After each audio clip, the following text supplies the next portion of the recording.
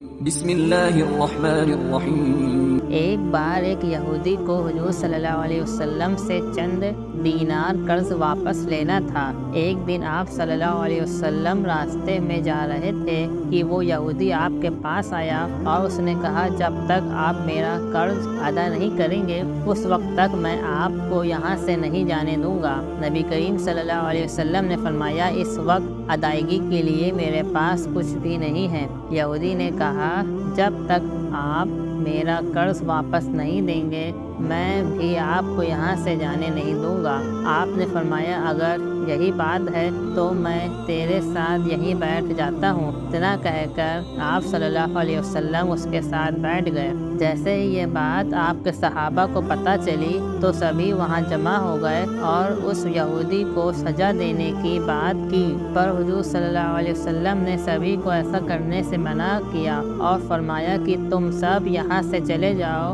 حکم رسول کے تحت سبھی صحابہ وہاں سے چلے گئے۔ اسی طرح دن چڑھتا گیا۔ گرمی اور دھوپ کی شدت سے آپ کے چہرے اطہر سے پسینہ آنے لگا اور سورج کی گرمی سے آپ کو اذیت پہنچنے لگی، لیکن پھر بھی آپ نے کسی طرح کے غصے کا اظہار نہیں کیا۔ آپ سارا دن وہیں بیٹھے رہے اور ظہر، عصر، مغرب اور عشاء کی نمازیں آپ نے وہیں پڑھی۔ پھر رات چھا گئی۔ آپ صلی اللہ علیہ وسلم نے رات وہیں بسر کی اور فجر کی نماز بھی وہیں پڑھی۔ جب دن چڑھا تو وہ یہودی نے کلمہ اسلام پڑھتے ہوئے کہا، اشہد ان لا الہ الا اللہ محمد رسول اللہ، میں اپنے مال کا ایک حصہ راہ خدا میں دیتا ہوں۔ میں نے آپ کو اس لیے نہیں روکا تھا کہ میں آپ کی توہین کروں، بلکہ میں آپ کے پیمانے صبر کو آزمانا چاہتا تھا، کیونکہ تورات میں نے آپ کی یہ صفت پڑھی ہے، محمد بن عبداللہ مکہ میں پیدا ہوں گے